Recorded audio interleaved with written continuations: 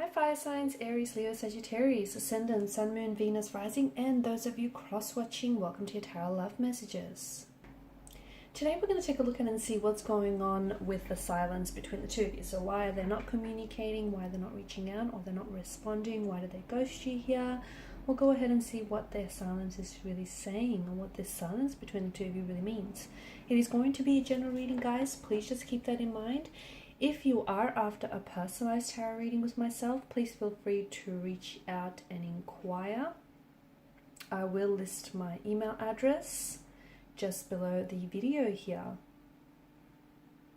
Okay, now let's go ahead and take a look and see what messages are coming up for you here.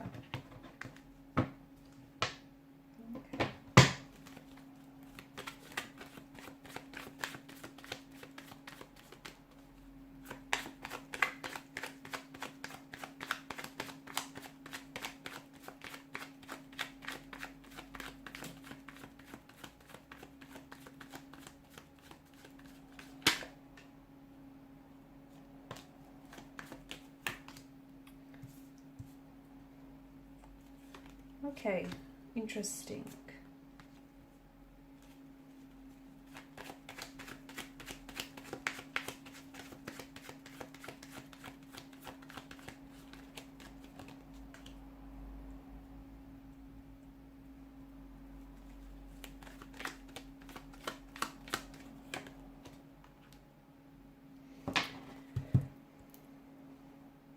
Okay, so with this particular situation, I'm getting withdrawal here, withdrawal from your partner, from your romantic energy. So it feels like someone here is keeping silent because they may be experiencing a range of emotions. They could be really angry, they could be fearful, they could be sad here, they could be confused, a little bit uncertain here. So they're withdrawn. So maybe this is someone who you might still be communicating with this person, but it just feels like the communication isn't the same. Okay, it's reduced, they're not saying as much, or they could really be weaponizing their words. They could be really snarky and bitter and just like throwing jabs at you. It could be very short and brief. Now for some of you, you may have had some sort of disagreement, an altercation, okay, and it might have been just something very small and trivial, but there's more underneath that. Okay, it's more than just this altercation, it's saying something here. So you know, the silence here I see is confusing for everyone, not just for you, but also your romantic person. Because I think for you, you probably, because they're not responding here or they're not reaching out or not communicating, I mean, it's only natural for you to assume the worst. And I can see that you are feeling a sense of rejection here. Okay, now for some of you, I feel like you have to know that their silence, it could be a punishment. I know it sounds emotionally mature, but hey, you know, I'm seeing a bit of ego play in the works here. So the fact that, you know, at its extreme, their silence could be a punishment. They might be punishing you. They might be using their silence here to manipulate you in this situation here. For others, it's not so much, it's not that cruel or toxic. It's more an attempt to kind of, you know, they're in their head, and it's more an attempt to kind of navigate this emotional territory and their emotions, like what's really going on. They may be starting to catch feelings for you. Their feelings for you might go the other way. They might be dissolving. They're kind of just trying to figure their way around this. And this is someone who I feel like has pulled away as a result. And for you, you're probably feeling a sense of rejection, abandonment, and you're just feeling a little bit uncertain. So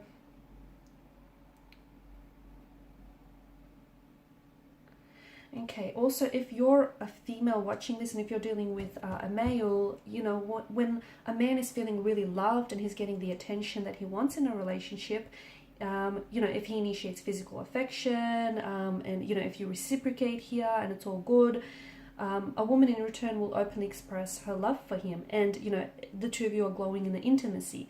A man will not say anything about this because he will assume you know how you feel through his physical actions and his affection and intimacy, whereas women, they need to have that verbal reassurance here. So with a man, it's a little bit different here.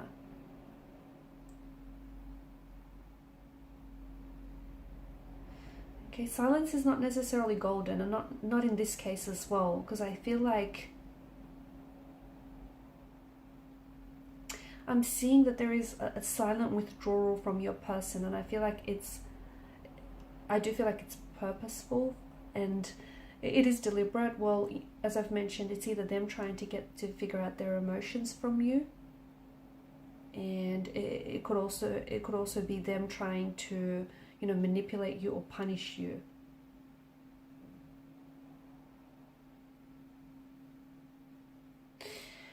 I'm also seeing some of their behavior here. So someone here is pursuing an energy. Okay, so I'm not sure if you're the pursuer. So I'm getting two different types of energy: pursuers and withdrawers. The person that is pursuing here tends to cling. So if they pull themselves back, it's probably not a good idea for you to pursue, because then you can come across as a little bit demanding, a little bit pushy, and that's going to have your person withdraw more and more away. Okay, they're going to pull further and further away. Also, pursuers can come across as a little bit attacky. Okay, you might not mean to come across that way, but you come across a little bit attacky.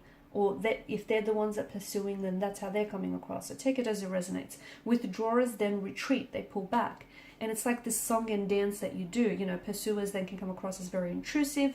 Withdrawers will then respond to that by putting up barriers. Pursuers can be very controlling. Withdrawers will be like surrender here. Pursuers think they're right. Withdrawers think they're wrong. Pursuers lead. Withdrawers will follow. You know, pursuers, the pursuer here will feel very helpful, whereas the withdrawer will feel very helpless. So it's like this song and dance that you're doing.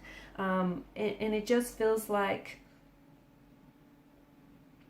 this is what's keeping the interaction between the two of you stuck. Okay, this dynamic. So you have to find a way to break this dynamic if you really fall into this pattern here. I'm also seeing that, like, what's going on with your person's brain right now. So they're just trying to protect themselves. They're just trying to process their emotions. And what's going on with their brain right now is, I feel like it's a protective, them shutting down, them withdrawing, and them not communicating with you. It's a protective mechanism. They could be trying to protect their ego here. Maybe they feel really hurt by something that you said, maybe by the tone in which you said it. You know, I'm seeing some sort of altercation. Maybe they're just feeling really hurt and it has nothing to do with you, and you know, they're kind of lashing out at you. They're projecting their hurt onto you. But I think the origins of what's happening here, it really lies in their emotional being and their emotional environment. So there could be certain things, you might have pushed their emotional buttons, so there could be certain emotional triggers here that I think have developed in either the early days, like in family, schools, or in their just like in their adulthood, young adulthood, and their upbringing here. And it feels like this person is really struggling to find an emotional language. So if they are hurt by something that you've said, it might bring up memories of, you know, their abusive parents or their abusive upbringing here. And instead of communicating with you, this person is then, you know, they withdraw here. Okay, they withdraw because their brain, it just feels like their mind here has little need or capacity to talk about these emotions, because it's not how they were brought up here. And it's just that they quite literally are struggling to find this emotional language, okay, to which they want to communicate here. I'm also seeing that your person is someone who is a little bit pride. They're coming across as very proud. There's a lot of pride here, ego involved, and they don't want to talk about their emotions because they don't want to be exposed. Okay, they want to remain that, you know, really manly or very alpha here. And maybe, you know, it's sort of like an old chestnut that emotions are not manly, and, you know, heaven forbid a man discusses them. So he or even she, because they're an alpha energy here, they might just be being exposed here. I'm also seeing that this person is getting angry with their feelings. They're very irritable. They feel frustrated at just having these feelings, whatever these feelings are in the first place. Because you remember, this is an energy that doesn't do feelings very well. And I think silence is an attempt for them to protect themselves, possibly also protect you from causing more damage to this relationship connection here. Because I'm seeing that there's already some sort of conflict or existing tension. They don't want to communicate because they don't want to add to it. So maybe it's a good idea to give this person space, some time to work things through. Is it a winnable competition? I don't know. I feel like some people... some people hate feeling inadequate. so much so that they might process their feelings slower. And they do that in a way to avoid the feelings of defeat. So not that this is a game, but they're coming across as, it's coming across as something like that. So they don't want to compete with you, or they do want to compete with you in this conflict or in this silent treatment. And this is why they're responding a lot slower, because they want to win. Okay, not that it's a game, but that's kind of how they view it. Okay, if you break the silence first, and if you communicate first, or if you apologize first, ultimately they see it as defeat, victory, them defeating you. It's just, there's some sort of conflict, there's some sort of tension here, and truth be told, it feels like this person is unhappy because it's affecting their mood. So whether it's an altercation that you have, it just feels like they're not necessarily happy here. I can see that you're experiencing huge concern, anxiety, also confusion about your person's silence and their withdrawal. And you're probably guessing what they're thinking or feeling. Don't assume the worst here. I just think it's a good idea to give this person a little bit of space, and to give yourselves a little bit of space, a little bit of time here. I think they're going to come back around. Or if you do want to initiate conversation, just don't come from a place of ego, okay? Like, don't, I told you so, or, you're right, they're wrong. I think just really try to neutralize the communication here. Just try to stabilize the energies. I do think, there will be contact, there will be communication in the future. This person will come back here. But be careful, because the Fool is an energy of someone waltzing back into your life and not taking personal responsibility for what's happened. So they sort of will start communicating, but ignoring the fact that the two of you just went through this huge gap of no contact, no communication, or they may have even ghosted you. So they're just sort of waltzing back into your life, almost as if nothing happened. Pull them up about it, because they did it once.